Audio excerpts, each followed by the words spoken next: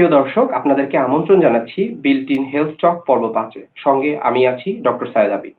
আমাদের মধ্যে কিছু মানুষ আছে যারা মানসিক অবসাদ, টেনশন অথবা পাতলা ঘুমের কারণে হঠাৎ ঘুম ভেঙে যায়। আমি তাদের নিয়ে কথা বলবো না। আমি আজকে তাদের নিয়ে কথা বলবো যাদের ঘুম বেশ ভালোই হচ্ছে, কিন্তু হঠাৎ ঘুম ভেঙে গেল। ঘুম থেকে উঠে পড়লেন, মনে হচ্ছে শ্বাস-প্রশ্বাস বন্ধ হয়ে যাচ্ছে। তারপরে একটি ডিপ ব্রেথ নিলেন। তারপর কিছুটা ভালো অনুভব হলো এবং উনি ঘুমিয়ে পড়লেন। এরকম তার হরহামেশা মাঝে মধ্যেই হচ্ছে। কখনো তিনি অনুভব করতে পারছেন, কখনো তিনি অনুভব করতে পারছেন না। কিন্তু অনুভব না করতে পারলেও উনি কিছু সমস্যা অনুভব করছেন তার দৈনন্দিন জীবনে। ৬ থেকে ৮ ঘন্টা ঘুমানোর পরেও দেখা যাচ্ছে উনার একটা ঘুম ঘুম ভাব থেকে যাচ্ছে, কাজে কর্মে একটা ক্লান্তি ভাব থেকে যাচ্ছে, সেই ঝরঝরে ভাব লাগছে না। খোঁজ নিলে দেখা যাবে উনারা ঘুমের মধ্যে নাক ডাকছেন। এখন কেউ নাক ডাকলে উনি তো বুঝতে পারছেন না, উনার সাথে যিনি ঘুমাচ্ছেন বা আশেপাশের মানুষ বলতে পারবেন উনি নাক ডাকছেন। চিকিৎসা বিজ্ঞানে এই কথাটিকে বা এই রোগটিকেই আমরা বলে থাকি স্লিপ অ্যাপনিয়া, বা ঘুমের মধ্যে প্রচন্ড নাক ডাকা ও শ্বাস প্রশ্বাস বন্ধ হয়ে যাওয়া। আজকে আমাদের আলোচনার বিষয়বস্তু হচ্ছে এই স্লিপ অ্যাপনিয়া বা ঘুমের মধ্যে নাক ডাকা ও শ্বাস প্রশ্বাস বন্ধ হয়ে যাওয়া। এবং এই বিষয়টি নিয়ে কথা বলার জন্য আমাদের সাথে আমাদের স্টুডিওতে একজন স্বনামধন্য বিশেষজ্ঞ চিকিৎসক উপস্থিত আছেন। চলুন দর্শক পরিচিত হয়ে আসি তার সাথে। আর আমাদেরকে আপনারা দেখছেন সরাসরি রাজ টিভি ও রাজ টিভি হেলথ এর পর্দায়। আজকে আমাদের সাথে উপস্থিত আছেন প্রফেসর ডাক্তার মোহাম্মদ মশিউর রহমান, সহযোগী অধ্যাপক ও বিভাগীয় প্রধান, নাক কান গলা বিভাগ, বসুন্ধরা আদ্দিন মেডিকেল কলেজ হাসপাতাল, ঢাকা। সালাম আলাইকুম স্যার, আমন্ত্রণ জানাচ্ছি আপনাকে আমাদের প্রোগ্রামে। কেমন আছেন স্যার? ওয়ালাইকুম আসসালাম ওয়া রাহমাতুল্লাহ। আলহামদুলিল্লাহ, আমি ভালো আছি। আমাকে এই স্বাস্থ্য কথায় বিল্ট ইন হেলথ টকে আমন্ত্রণ জানানোর জন্য আমি রাজ টিভি পরিবারকে আমার অন্তঃস্থল থেকে শুভেচ্ছা জানাচ্ছি এবং সময় উপযোগী একটা টপিকস নিয়ে আলোচনা করার জন্য আরো একবার ধন্যবাদ জানাচ্ছি।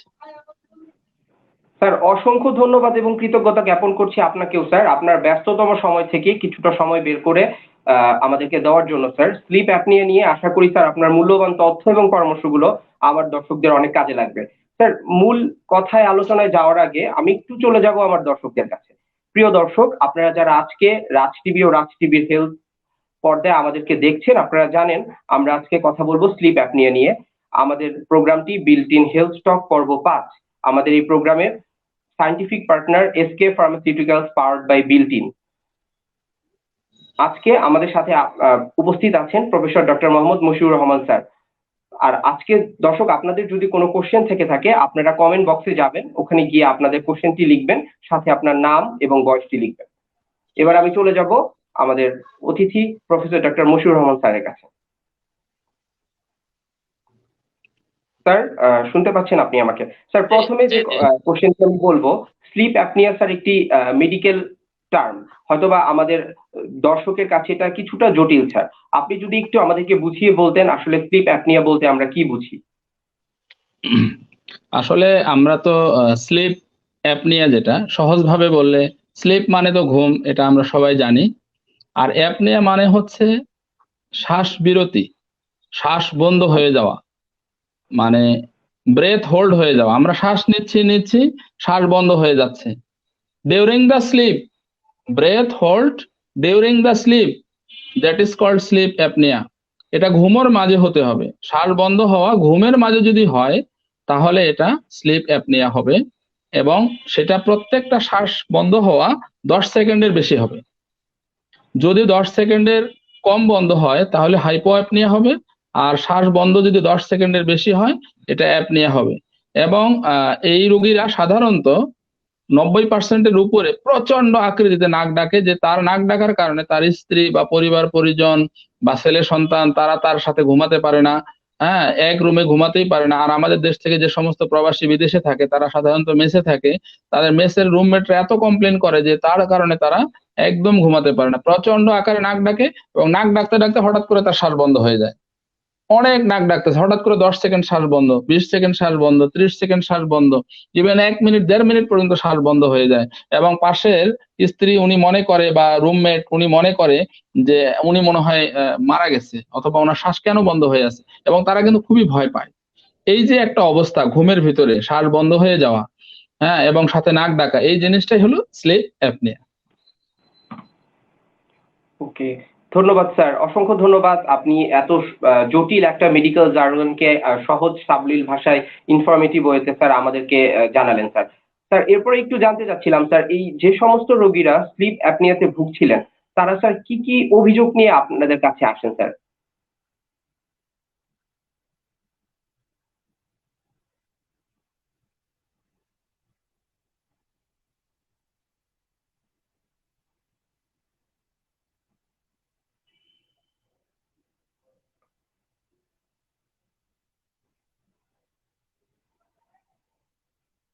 স্যার আপনি কি আমাকে শুনতে পাচ্ছেন?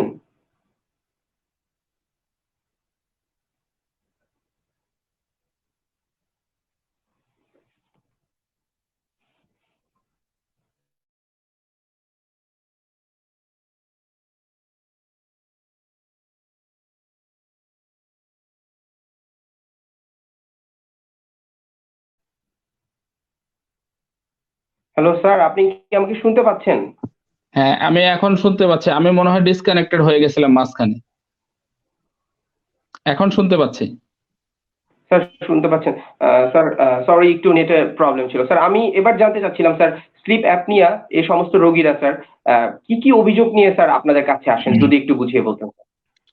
স্লিপ অ্যাপনিয়া রোগীরা আমাদের কাছে যে অভিযোগ নিয়ে আসে সাধারণত ফ্যামিলি মেম্বাররা নিয়ে আসে আমাদের কাছে, অথবা ফ্যামিলি মেম্বারের কমপ্লেনের পরিপ্রেক্ষিতে ওনারা আসে। একটা হচ্ছে প্রধান উপসর্গ যেটা, সেটা হলো অতিরিক্ত নাক ডাকে রাত্রে। অর্থাৎ এক রুমে সে ঘুমালে অন্য রুম থেকে তার নাক ডাকার আওয়াজটা পৌঁছায় যায়, অথবা তার স্ত্রী বা তার স্বামী বিছনায় ঘুমাইতে তাদের খুবই কষ্ট হয়। এটা 1 নম্বর সিমটম। কিন্তু বেশিরভাগ রোগী, নাক ডাকার রোগী, তারা কিন্তু স্বীকার করে না যে আমি নাক ডাকি। তাদেরকে যদি মোবাইলে ভিডিও রেকর্ড করেও দেখানো হয় যে এই যে ভাই আপনি তো নাক ডাকেন রাতে, কয় না আমি নাক ডাকি না, কে বলছে আমি নাক ডাকি? কারণ সে তো ঘুমের ভিতরে থাকে। ঘুমের ভিতরে যদি সে নাক ডাকে এটা সে অনুভব করতে পারে না। কেমন এক্সটেন্সিভ পর্যায়ে যদি যায়, অনেক মারাত্মক পর্যায়ে যায়, তখন সে কিন্তু নিজেও অনুভব করে যে আমি মনে হয় নাক ডাকতেছি। বাট বেশিরভাগ রোগী এটা স্বীকার করতে চায় না। এটা হলো 1 নম্বর। আর এই যে বারবার রাত্রে বেলা তার নাক ডাকতে ডাকতে ঘুম ভেঙে যাচ্ছে, অ্যাপনিক অ্যাটাক হচ্ছে, তার কারণে তার রাত্রে বারবার স্লিপ ফ্র্যাগমেন্টেশন হচ্ছে, এবং সে ঘুমের ভিতরেই সাবকনসিয়াস লেভেলেই সে জেগে যাচ্ছে, এবং স্লিপটা ডিসরাপশন হচ্ছে। অর্থাৎ একাধারে যে নিদ্রা হওয়ার কথা ছিল, ঘুম হওয়ার কথা ছিল, একাধারে তার কিন্তু ঘুমটা হচ্ছে না। এই বারবার স্লিপ ফ্র্যাগমেন্টেশন কারণে আমাদের বডি সিস্টেমে একটা ফিজিওলজি আছে, বারবার যদি ঘুম ভাঙে রাত্রে বেলা সে প্রস্রাব করতে যাচ্ছে, ইউরিন প্রোডাকশন বেশি হচ্ছে। এমনও রোগী দেখা যায় প্রতি রাতে সে 2বার 3বার 4বার 5বার এক্সটেন্সিভ পর্যায়ে যদি যায়, অনেক অ্যাডভান্স পর্যায়ে যদি যায়, সে 5 থেকে 6বার পর্যন্ত সে বাথরুমে প্রস্রাব করতে চলে যায়। আর রাত্রে বেলা ঘুমন্ত অবস্থায় তার শ্বাসকষ্ট হয়, সেটা নিজে অনুভব করতে পারে না, বাট পার্টনার, স্ত্রী বা স্বামী বা পরিবার পরিজন বা যে রুমে থাকে তারা কিন্তু অনুভব করে, মনে হয় দম বন্ধ হয়ে যাচ্ছে। এবং সে কিন্তু ফাইট করে, অনেক অনেক ক্ষেত্রে দেখা যায় সে রেস্টলেস স্লিপ হয়। সে একদম মানে ফাইট করে ঘুমের ভিতরে যে ঘুম হচ্ছে না, শ্বাস বন্ধ হয়ে যাচ্ছে, হ্যাঁ ব্রেনের সিগন্যাল আসতেছে, সে কিন্তু রেস্টলেস একটা রাত সে অতিক্রম করে। এটা অনেক ক্ষেত্রে দেখা যায়, সবার জন্য এটা প্রযোজ্য না। আবার অনেক ক্ষেত্রে পেটের অ্যাসিড তার শ্বাসনালীতে চলে আসে এবং সে বুকে হাত দিয়ে মনে করে যে আমার মনে হয় শ্বাস বন্ধ হয়ে গেছে। তাকে কিন্তু এই যে কার্ডিয়াক ইনস্টিটিউটে নিয়ে চলে যায়, হ্যাঁ হৃদরোগ ইনস্টিটিউটে নিয়ে চলে যায়, মনে হয় যেন তার শ্বাস বন্ধ হয়ে গেছে, এবং পরিবারস্থ লোকজন খুবই টেনশন করে, মনে হয় রাত্রে হার্ট অ্যাটাক হয়েছে। আসলে এটাকে চকিং হয়, অ্যাসিড চলে আসে শ্বাসনালীতে, কারণ এত পরিমাণ নাক ডাকে। নেগেটিভ ডে টাইম সিমটম, এটা নাইট টাইম সিমটম। আর ডে টাইম সিমটমের মধ্যে যেহেতু স্যার রাতের বেলা বারবার ফ্র্যাগমেন্টেশন হয় ঘুমের মধ্যে, দিনের বেলা সে খালি ঘুমাতে থাকে, খালি ঘুমাতে থাকে। সকালবেলা ঘুম থেকে উঠে 8 ঘন্টা 10 ঘন্টা ঘুমায়, কিন্তু স্লিপ কিন্তু ফ্রেশ হয় না। দিনের বেলা উঠে মাথা ব্যথা তার শুরু হয়ে যায়। কেন?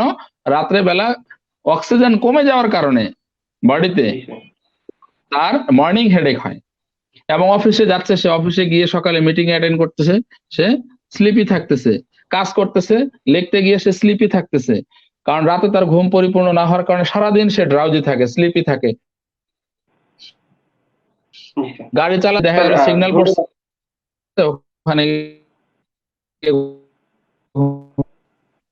এবং তার এই রাতের বেলা ঘুম ভালো না হওয়ার কারণে নিউরোকগনিটিভ ইম্পেয়ারমেন্ট ডেভেলপ করে এবং স্মৃতিশক্তি কমে যেতে থাকে। এবং আরো অনেক ধরনের সমস্যা, যে রাতে বেলা ঘুম না হওয়ার কারণে তার ব্লাড প্রেশার বেড়ে যায়, এবং কোনো ওষুধেই কখনো কখনো দেখা যায় এই রোগীদের হাইপারটেনশন, উচ্চ রক্তচাপ, এটা নিয়ন্ত্রণ হয় না, এবং তার কি হয়, মেজাজটা খিটখিটে থাকে সব সময়, কাউকে সহ্য করতে পারে না সে, এবং তার সব সময় একটা খিটখিটে ভাব তার মধ্যে এটা বিরাজ করে। আজকে একটা রোগী দেখলাম, আমি একটু শেয়ার করে নেই, আদ্দিন মেডিকেল কলেজে, যে একটা রোগী এত এক্সটেন্সিভ তার স্লিপ অ্যাপনিয়া যে সে ভাত খেতে গেলে ঘুমায় পড়ে, এবং সে বাথরুমে গিয়ে নাকি ফ্রিকোয়েন্ট অনেকবার ঘুমায় পড়ছে, এবং রিক্সা দিয়ে যখন চলে, রিক্সা থেকে ফ্রিকোয়েন্টলি সে পড়ে।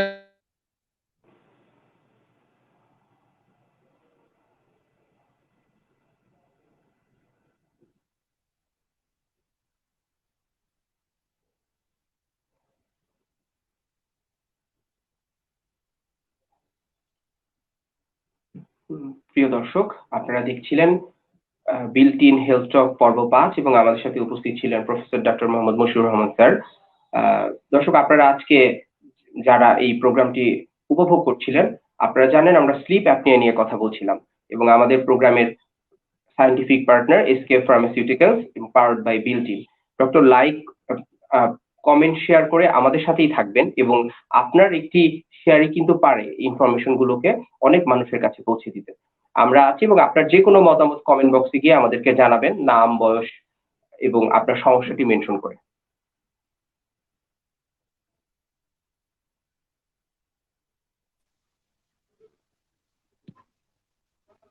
ডাক্তার আবেদ শুনতে পাচ্ছেন? জি স্যার, আমি শুনতে পাচ্ছি স্যার। আচ্ছা, আপনি খুব প্রবলেমটা, মূল্যবান কিছু না মানে প্রবলেমটা কোথায়? নেটওয়ার্ক এভাবে আপ এন্ড ডাউন হচ্ছে কোন জায়গায়? মানে আমার এখানে তো নেটওয়ার্ক স্টেবল দেখা যাচ্ছে। স্যার, আমার এখানেও নেটটা স্টেবল স্যার, নেটওয়ার্ক। স্যার, অসুবিধা নেই স্যার, আমরা আসলে অনেক, আমি এবং আমার দর্শকরা স্যার অনেক খুশি আপনার মতো একজন সুনামধন্য বিশেষজ্ঞকে আমাদের কাছে পেয়ে স্যার, এবং আমরা অনেক মূল্যবান তথ্য স্যার জানতে চাচ্ছিলাম স্যার। জানতে চাচ্ছিলাম এবং অলরেডি অনেক কিছু জেনেছি স্যার। স্যার, এই ক্ষেত্রে আমি আবার একটু জানতে চাচ্ছিলাম স্যার, যে স্লিপ অ্যাপনিয়া বা ঘুমের মধ্যে প্রচন্ড নাক ডাকা এবং শ্বাস প্রশ্বাস বন্ধ হয়ে যাওয়া, স্যার এটার কি কারণ বা কোনো ফ্যাক্টর আছে কিনা? ঠিক কি কি কারণে আমরা এই প্রবলেম গুলো ফেস করে থাকি, অথবা নারী পুরুষ কারো ক্ষেত্রে কোনো কেউ বেশি অ্যাফেক্টেড, কেউ কম অ্যাফেক্টেড স্যার, অথবা এক্স্যাক্টলি কোনো ফ্যাক্টর আছে কিনা স্যার, যদি একটু আমার দর্শককে বুঝিয়ে বলতেন স্যার। তো এখন আমরা স্লিপ অ্যাপনিয়ার কারণ সম্বন্ধে কিছু আলোকপাত করব। এটা আসলে আমাদের যে মডার্ন বিশ্ব, আধুনিক বিশ্ব, এটার একটা অভিশাপ বলা যেতে পারে, যে এই বিশ্বে কিন্তু সবাই মোটা, মানে ম্যাক্সিমামই কিন্তু অবেসিটি, আমরা যেটা মেডিকেল টার্মে বলি obesity, excessive fat in the body. Excessive fat বেশি হলে আমার বিএমআই বেড়ে যাচ্ছে, এবং ফ্যাট যখন আমার বডিতে বেড়ে যাচ্ছে, তখন কিন্তু আমার অক্সিজেন ডিমান্ড বেড়ে যাচ্ছে। আমাদের শরীরকে বাঁচিয়ে রাখতে হলে যে বিপাক ক্রিয়ার প্রয়োজন, এই বিপাক ক্রিয়ার প্রয়োজনের জন্য আমার কিন্তু অক্সিজেন দরকার। অক্সিজেন পার কেজি বডি ওয়েটে অনেক অক্সিজেন আমার প্রয়োজন শরীরকে বাঁচিয়ে রাখতে। যখন আমার ওজন বেড়ে যাচ্ছে, তখন কিন্তু আমার অক্সিজেন ডিমান্ড বেড়ে যাচ্ছে। আর ওজন বাড়লে শুধুমাত্র আমার পেটের মধ্যে যে ভুঁড়িতে আমার চর্বি মেদ জমা হচ্ছে এমন নয়, আমার কিন্তু নেকে কিন্তু ফ্যাট জমা হচ্ছে, নেকে, এবং এই গলার এই জায়গাগুলো দিয়ে, ম্যান্ডিবলের নিচে, চোয়ালের নিচ দিয়ে ফ্যাট জমা হচ্ছে, ফেস, এটা ফ্যাট জমা হচ্ছে। ফ্যাট জমা হওয়ার কারণে আমার রাস্তাটা কিন্তু কমে যাচ্ছে, নাকের রাস্তা দিয়ে বাতাস যাওয়া কমে যাচ্ছে, গলার ভিতরে রাস্তা দিয়ে বাতাস যাওয়া কমে যাচ্ছে, ফলশ্রুতিতে চিকন রাস্তা দিয়ে বাতাস নিতে হচ্ছে। একদিকে আমার ওয়েট অনেক বেশি, আর একদিকে রাস্তাটা, শ্বাসনালীর যে রাস্তাগুলো চিকন হয়ে গেছে। এজন্য আমার এখানে তালুতে এবং জিহ্বার গোড়ায়, এবং এটা ফ্যারিংস, খাদ্যনালী বলা হয়, বা এপিগ্লোটিসে অনেক ধরনের ভাইব্রেশন হয়। এই যে ভাইব্রেশন, চিকন রাস্তায় বেশি বাতাস,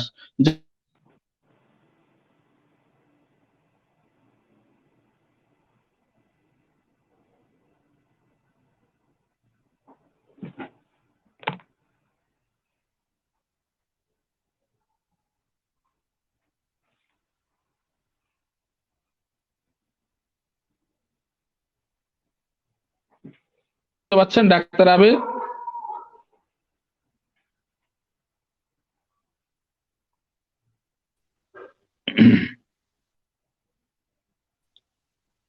Am I audible? আমাকে শোনা যাচ্ছে? স্যার এখন শুনতে পাচ্ছি স্যার। স্যার প্লিজ বলবেন স্যার, আপনি আমাদেরকে ফ্যাক্টর গুলো বলছিলেন স্যার, একটু নেটওয়ার্কের গোলযোগ স্যার, তারপরেও আমরা স্যার আবার শুনবো স্যার এই এত সুন্দর ইনফরমেটিভ জিনিসগুলো আমরা হয়তো বা স্যার আপনাকে ছাড়া এভাবে পেতাম না, এবং আমরা সত্যি স্যার কৃতজ্ঞ আপনার উপরে যে আপনি সময় ম্যানেজ করে এখানে এসেছেন স্যার। একটু যদি আবার বলতেন স্যার, অনেকগুলো কজ এবং ফ্যাক্টর আপনি বলেছিলেন স্যার, যদি আবার একটু স্যার জানতে চাচ্ছিলাম। একটা হলো মানে ওবেসিটি, মানে শরীরের ওজন বৃদ্ধি হওয়া, বিএমআই বৃদ্ধি হওয়া। আর একটা হচ্ছে ক্রেনিওফেসিয়াল অ্যানাটমিক্যাল প্রবলেম। এটা হচ্ছে ক্রেনিওফেসিয়াল প্রবলেম, চোয়ালটা অনেক ছোট, থুতনিটা অনেক ছোট, যার কারণে রাস্তাটা আমার শ্বাসনালীর রাস্তাটা কমে যাচ্ছে। আর একটা হলো নাকের হাড় বাঁকা থাকতে পারে, এবং নাকে পলিপ থাকতে পারে, এবং টনসিল অনেক বড় বড়, এবং একটা হলো জিহ্বার বেজ অফ দ্য টাং, জিহ্বার গোড়ায় অনেক মাংসপেশি জমা হওয়া, মানে জিহ্বাটা বড় হয়ে যাওয়া। কেমন? এই সমস্ত জি স্যার। কারণে শ্বাসনালীর প্রবলেম হচ্ছে। আর নারী পুরুষের যে প্রবলেমটা বলছিলেন, যে নারী পুরুষের কার প্রবলেমে সমস্যাটা বেশি হয়, পুরুষদের এটা বেশি হয়, কারণ পুরুষের শ্বাসনালীটা বড়। ফিজিক্সের একটা সূত্র আছে, পয়জয়েস ইকুয়েশন। এই ফিজিক্সের এই সূত্রের মধ্যে দেখা যায় যে শ্বাসনালী, যে কোনো রাস্তা টিউব যত লেন্থ বেশি হবে, এখানে রোধ বেশি হবে, রেজিস্ট্যান্স তত বেশি হবে। পুরুষের শ্বাসনালী এবং ট্রাকিয়ার দৈর্ঘ্য অনেক বেশি হওয়ার কারণে শ্বাসটা কিন্তু এখানে বাধাপ্রাপ্ত হয়। এবং আমাদের সমাজে একটা কথা প্রচলিত আছে যে নাক ডাকা হলো পুরুষের গলার অলংকার। It's the ornamentation of the male. যদি নাক না ডাকে তাহলে পুরুষ হবে কিভাবে? কারণ পুরুষ মানুষ তো নাক ডাকবেই। এই যে আমরা নাক ডাকা কিন্তু ইগনোর করছি, নাক ডাকা কিন্তু একটা কিলার হিসেবে হচ্ছে কাজ করতেছে, সাইলেন্ট কিলার, নীরব ঘাতক।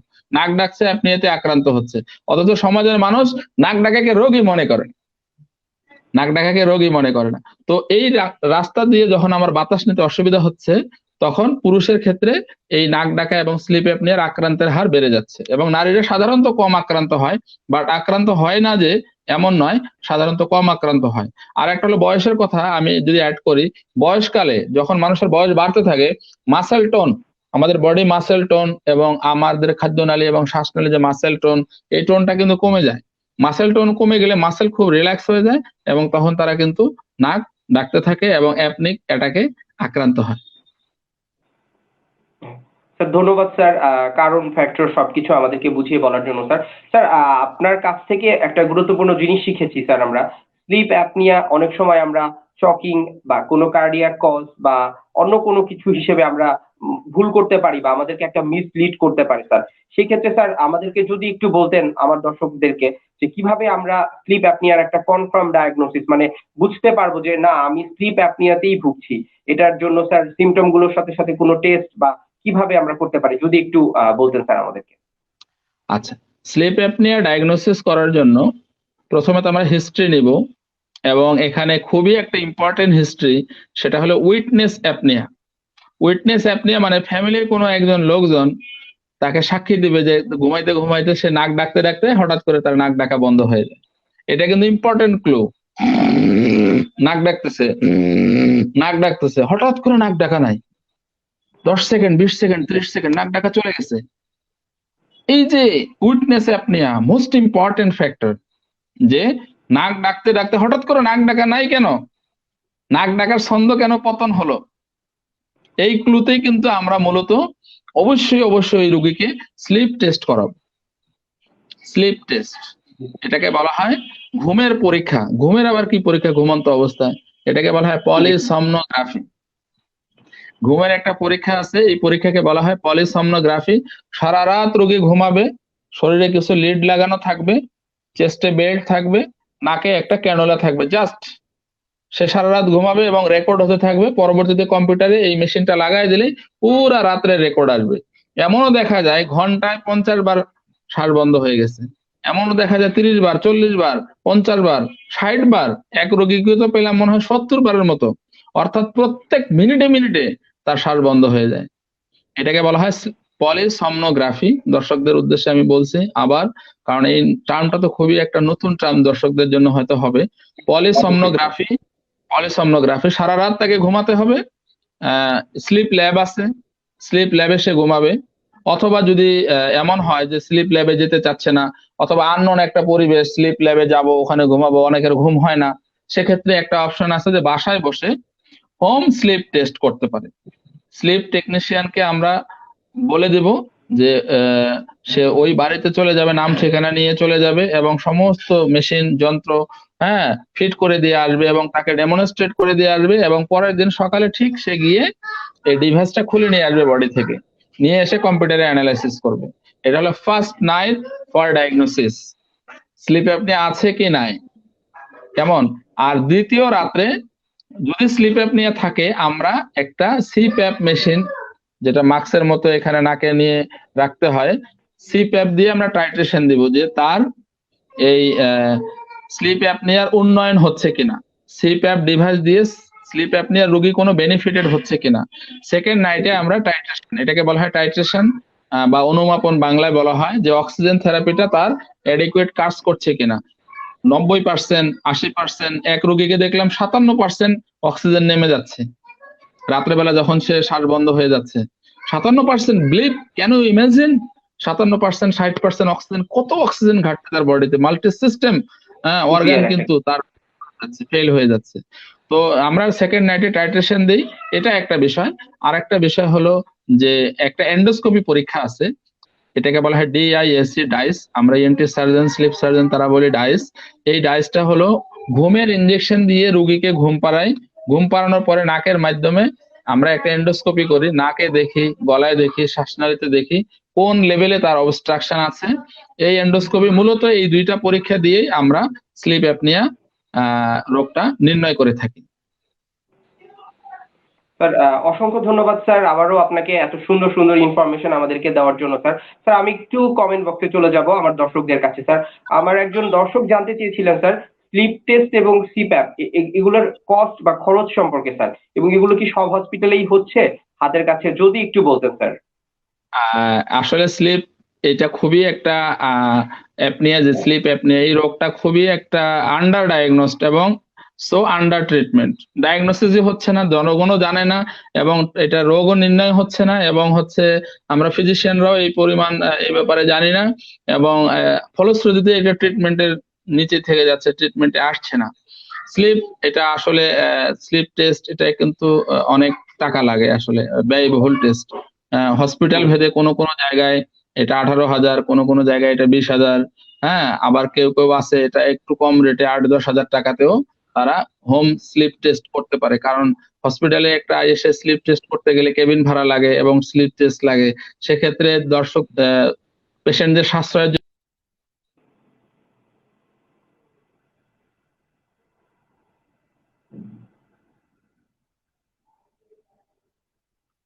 প্রিয় দর্শক, আপনারা যারা আমাদের অনুষ্ঠানটি দেখছেন, আপনারা জানেন আজকে আমরা বিল্ট ইন হেলথ টক পর্ব 5-এ আছি এবং আমাদের সাথে আছেন আমাদের শ্রদ্ধেয় স্যার ডক্টর মোহাম্মদ মশিউর রহমান এবং আমাদের প্রোগ্রামের সায়েন্টিফিক পার্টনার এসকে ফার্মাসিউটিক্যালস এবং আমাদের পাওয়ার্ড বাই বিল্ট ইন।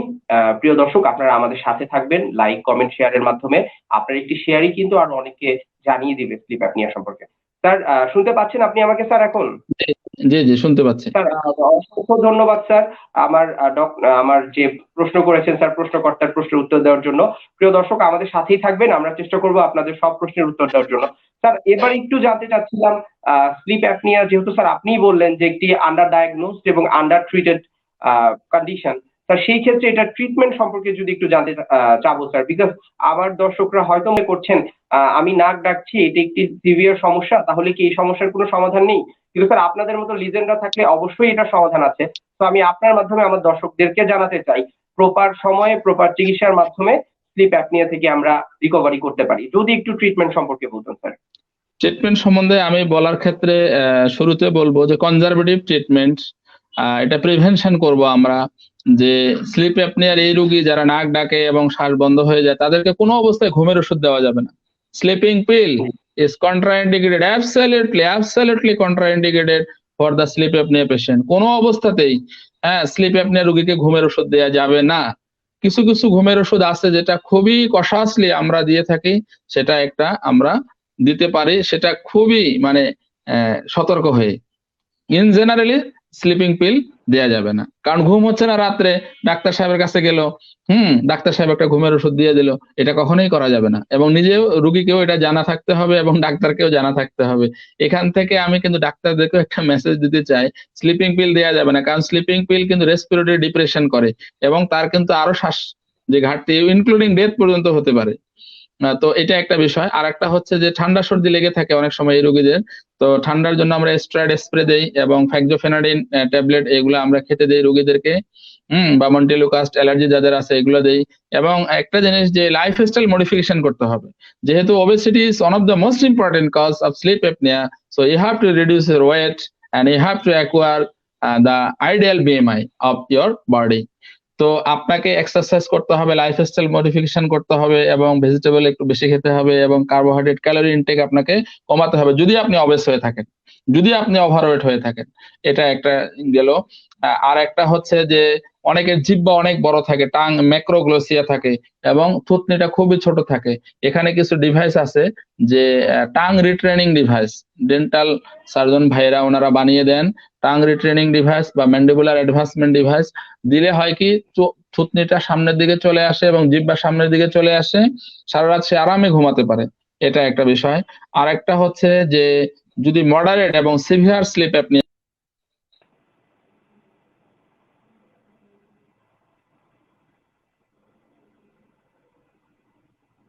প্রিয় দর্শক, আপনারা দেখছিলেন বিল্ট ইন হেলথ টক পর্ব 5।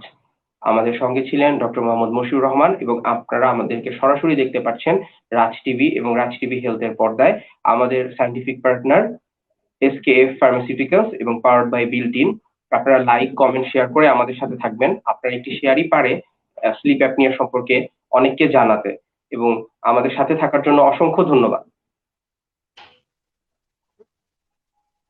আমি জানি না আজকে কেন এরকম হচ্ছে, আমার এখানে ইন্টারনেটের তো কোনো অসুবিধাই দেখাচ্ছে না এবং স্টেবল কানেকশন, তারপরে বারবার চলে যাচ্ছে, ডিসকানেক্ট হয়ে যাচ্ছে। সমস্যা নেই স্যার, আমরা ইতিমধ্যে স্যার আপনি আমাদেরকে অনেক কিছু বলেছেন স্লিপ অ্যাপনিয়া সম্পর্কে স্যার, ট্রিটমেন্ট সম্পর্কে বলছিলেন স্যার। স্যার একটু জানতে চাচ্ছিলাম, স্লিপ অ্যাপনিয়াতে কি কোনো সার্জিক্যাল অপশন আছে ট্রিটমেন্টের স্যার, নাকি শুধু কনজারভেটিভ ট্রিটমেন্ট দিতে হবে আমাদেরকে? এটা আমি শেষ করব, আরো দুই একটা কথা বলবো। সেটা হলো gold standard treatment of sleep apnoea is the CPAP CPAP CPAP, continuous positive airway pressure device. Mask থাকবে মেশিনের সাথে কানেক্টেড, এটা নাকে নিয়ে সে ঘুমাবে বা মুখে নিয়ে মাস্কটা সে ঘুমাবে, তাহলে আর তার অ্যাপনিক অ্যাটাক হবে না। It's the gold standard treatment of sleep apnoea. CPAP ব্যবহার করলে যে রোগীর প্রেসার আছে, প্রেসার কমে যাবে, উচ্চ রক্তচাপ কমে যাবে, যার ডায়াবেটিস আছে, টাইপ 2 ডায়াবেটিস, তার এটা অনেক উপকার হবে। সারাদিন আর সে ঘুম ঘুম ভাব থাকবে না। তারপরে হচ্ছে যে HbA1c লেভেল যাদের হাই থাকে এটাও তাদের কমে যাবে। এবং ডিপ্রেশন, স্লিপ অ্যাপনিয়া রোগীরা কিন্তু ডিপ্রেশনে আক্রান্ত হয় এবং ডিপ্রেশনের সিমটম গুলো তার আস্তে আস্তে চলে যেতে থাকবে এবং সে রোগী একদম লাইফ চেঞ্জিং একটা কোয়ালিটি অফ লাইফ তার কিন্তু ইমপ্রুভ হবে এই সিপ্যাপ ব্যবহার করে। সিপ্যাপটা হচ্ছে gold standard treatment of sleep apnoea. আচ্ছা, আর একটা আসে যে রোগীরা ওই মাস্ক নিয়ে ঘুমাতে চায় না, এটা স্লিপ অ্যাপনিয়াকে গুরুত্ব দেয় না, বা এটা সে ট্রিটমেন্ট হিসেবে নিতেই চায় না, একদম সে রিফিউজ করে, সে সমস্ত রোগীদেরকে আমরা অপারেশন করি। অপারেশনের মাধ্যমে যদি দেখা যায় নাকের হাড় বাঁকা থাকে, এটা সোজা করে দেই। মাংস বৃদ্ধি পলিপ থাকে, এটা আমরা অপারেশন করে দেই। এবং হচ্ছে তালুটাকে কেটে এটা প্রসারিত করে দেই। সফট প্যালেট, এটাকে বলা হয় ফ্যারিঙ্গোপ্লাস্টি। ফ্যারিংস কেটে এক্সপেনশন করে দেওয়া, গলার রাস্তাটাকে এক্সপেনশন করে দেওয়া, টনসিল অপারেশন করে ফ্যারিংস কে রিপোজিশন করে দেওয়া, রিলোকেট করে দেওয়া, এটাকে বলা হয় ফ্যারিঙ্গোপ্লাস্টি। এই অপারেশন আমরা করি। আবার একটা এন্ট্রি ফ্যারিঙ্গোপ্লাস্টি আছে, জিটা ফ্যারিঙ্গোপ্লাস্টি আছে, রিলোকেশন ফ্যারিঙ্গোপ্লাস্টি আছে এবং এখানে হাইওয়েট সাসপেনশন, বিভিন্ন ধরনের অপারেশন এখানে ডিজাইন করা আছে। মূল মেসেজ হলো স্লিপ অ্যাপনিয়া ট্রিটমেন্টের জন্য সিপ্যাপ। তবে সিপ্যাপ যেহেতু কন্টিনিউয়াস একই প্রেসার দেয়, এর জন্য বর্তমানে এসেছে অটোপ্যাপ, প্রেসারটা অ্যাডজাস্ট করতে পারে। আবার এসেছে বাইপ্যাপ, এটাও প্রেসারটা ভালো মতন অ্যাডজাস্ট করতে পারে। বর্তমান যেমন আমরা গাড়ি ইউজ করি, এখানে কিন্তু ম্যানুয়াল গিয়ারের গাড়ি এখন আর নাই, এখন দেখা যায় সব রাস্তায় কি অটো গিয়ার। তো দেখা যায় সিপ্যাপটা আসলে আমরা দর্শকদের বোঝানোর জন্য বলি যেহেতু এই টার্মে পরিচিত, বাট এখন। প্রিয় দর্শক, আপনারা আমাদের সাথে ছিলেন আজকে বিল্ট ইন হেলথ টক পর্ব 5-এ এবং আমাদের সাথে উপস্থিত ছিলেন ডক্টর মশিউর রহমান স্যার, সহযোগী অধ্যাপক, বসুন্ধরা আদ্দিন মেডিকেল কলেজ হাসপাতাল। আমরা আজকে স্লিপ অ্যাপনিয়া বিষয়টা নিয়ে কথা বলছিলাম এবং অনেক গুরুত্বপূর্ণ তথ্য আমরা স্যারের কাছ থেকে জানতে পেরেছি। স্যার, আমরা একদম অনুষ্ঠানের প্রায় শেষ পর্যায়ে চলে এসেছি স্যার। স্যার, এই বিদায় লগ্নে এসে ছোট করে একটু জানতে চাচ্ছিলাম স্যার, আমার দর্শক যারা স্লিপ অ্যাপনিয়া এখনো হননি, এটা প্রতিকার করার জন্য কি করতে পারে তাদের দৈনন্দিন জীবনে, যদি একটু ছোট করে বলতেন স্যার। প্রতিকার তো শুরু হবে একদম শিশু লগ্ন থেকে। শিশুকে মায়ের বুকের দুধ পান করাতে হবে, যেটা জি আমাদের স্যার। মহাগ্রন্থ আল কোরআনেও তাকিদ এসেছে, হাদিসেও তাকিদ এসেছে। মায়ের বুকের দুধ যারা পান করে তাদের টাং মাসেল গুলা স্ট্রং হয়। সাকিং করে, তো মায়ের বুকের দুধ সে সাকিং করে, টাং মাসেল এবং ফ্যারিঞ্জিয়াল মাসেল এটা কিন্তু স্ট্রং হয়। এই জন্য ব্রেস্ট ফিডিং এর দিকে আমাদেরকে গুরুত্ব দিতে হবে এবং স্বাস্থ্যকর জীবনযাপন করতে হবে। হ্যাঁ, যে আমার যেন মুটিয়ে না যায় এবং বিএমআই বেড়ে না যায়, আমার যেন ওজন বেড়ে না যায়, এবং অ্যালকোহল অ্যাভয়েড করা এবং স্লিপিং পিল অ্যাভয়েড করা এবং লার্জ মিল বিফোর স্লিপ এটা আমরা খাবো না। মানে ঘুমের আগে আমরা অল্প করে খাবো, যতটুকু খাই তার চেয়ে কম করে খাবো। মানে লার্জ মিল আমি খাবো না, এবং স্লিপ হাইজিনকে আমার মেনটেন করতে হবে। এটা আবার অনেক এক্সপ্লেনেশন আছে। তো এরকম করলে আশা করি আমরা অনেকাংশেই, আমরা শরীরের ওজনকে যদি নিয়ন্ত্রণ করতে পারি তো অনেকাংশেই আমরা স্লিপ অ্যাপনিয়াকে প্রিভেন্ট করতে পারবো। এবং স্লিপ অ্যাপনিয়া একটা নয়েজি কিলার এবং সাইলেন্ট কিলার এবং আন্ডার ডায়াগনোসড এবং আন্ডার ট্রিটেড ডিজিজ। জনগণের মধ্যে একেবারেই সচেতনতা নেই, নাক ডাকাকে রোগী মনে করে না। এবং ডাক্তারদের মধ্যেও এ ব্যাপারে যথেষ্ট ঘাটতি রয়েছে, যেহেতু আমাদের সিলেবাসে এই পরিমাণ ভাবে স্লিপ অ্যাপনিয়াকে ইনক্লুড করা হয় নাই। কিন্তু ওয়ার্ল্ড ওয়াইড আপনি দেখতে পাবেন যে সারা পৃথিবীতে কিন্তু স্লিপ অ্যাপনিয়া একটা অ্যালার্মিং ডিজিজ, অ্যালার্মিং। অন্যান্য বাইরের উন্নত কান্ট্রি গুলাতে স্লিপ অ্যাপনিয়া থাকলে তার তো ড্রাইভিং লাইসেন্সই হবে না। ড্রাইভিং লাইসেন্স হওয়ার আগে স্লিপ টেস্ট করা লাগবে, কারণ যে ড্রাউজি থাকে, drowsy drivers driving, 3D drowsy drivers driving, সে যদি গাড়ি চালাতে থাকে সে অ্যাক্সিডেন্ট করবে। ম্যাক্সিমাম অ্যাক্সিডেন্ট গুলো দেখা যায় হিসাব করলে, পর্যবেক্ষণ করলে, যে ড্রাইভার অনেক মোটা থাকে এবং সে ঘুমায় পড়তেছে, মাইক্রো স্লিপ হয়, সে ঘুমায় পড়তেছে। এই জন্য স্লিপ অ্যাপনিয়াটা নিয়ে এত সচেতনতা বাইরের দেশগুলোতে, যে তারা ড্রাইভিং লাইসেন্সে পর্যন্ত ইনক্লুড করেছে। এজন্য স্লিপ অ্যাপনিয়া খুবই অ্যালার্মিং একটা ডিজিজ। স্লিপ অ্যাপনিয়া থেকে ডায়াবেটিস তৈরি হয়, স্লিপ অ্যাপনিয়া থেকে হাইপারটেনশন, উচ্চ রক্তচাপ তৈরি হয়, স্লিপ অ্যাপনিয়া থেকে হার্ট ফেইলিউর ডেভেলপ করে, স্লিপ অ্যাপনিয়া থেকে কার্ডিয়াক অ্যারিথমিয়া ডেভেলপ করে, স্লিপ অ্যাপনিয়া থেকে ডিপ্রেশন ডেভেলপ করে, স্লিপ অ্যাপনিয়া থেকে লিবিডো কমে যায়, যে পুরুষের পুরুষত্ব যে শক্তি, এটাও কিন্তু। অসংখ্য ধন্যবাদ স্যার আমাদের সাথে থাকার জন্য, আপনার মূল্যবান সময় থেকে সময় বের করে দেওয়ার জন্য স্যার। এবং প্রিয় দর্শক, আপনারা আজকে উপভোগ করলেন বিল্ট ইন হেলথ টক পর্ব 5। আমাদের আলোচনার বিষয়বস্তু ছিল স্লিপ অ্যাপনিয়া, ঘুমের মধ্যে প্রচন্ড নাক ডাকা ও শ্বাস প্রশ্বাস বন্ধ হয়ে যাওয়া। আমাদের সাথে অতিথি হিসেবে উপস্থিত ছিলেন ডাক্তার মোহাম্মদ মশিউর রহমান স্যার, সহযোগী অধ্যাপক, নাক কান গলা বিভাগ, বসুন্ধরা আদ্দিন হাসপাতাল, ঢাকা। স্যার, অসংখ্য ধন্যবাদ আপনাকে স্যার, এবং কৃতজ্ঞতা জ্ঞাপন করছি আপনার আমাদের মাঝে আপনার ব্যস্ততম সময় থেকে সময় দেওয়ার জন্য। আমি এবং আমার দর্শকরা অনেক গুরুত্বপূর্ণ তথ্য জানতে পেরেছি স্লিপ অ্যাপনিয়া সম্পর্কে, এবং আশা করি এটি আমাদের দর্শকদের অনেক কাজে আসবে। এবং প্রিয় দর্শক, যারা আপনারা এতক্ষণ আমার সাথে ছিলেন, অসংখ্য ধন্যবাদ আপনাদেরকে। আপনারা ভালো থাকবেন, সুস্থ থাকবেন। আবার হয়তো কোনো প্রোগ্রাম নিয়ে, অন্য কোনো বিষয় নিয়ে দেখা হবে। ততক্ষণ পর্যন্ত ভালো থাকবেন। আল্লাহ হাফেজ। You are watching Raj TV, Jagorone, Bangladesh. Please subscribe our channel.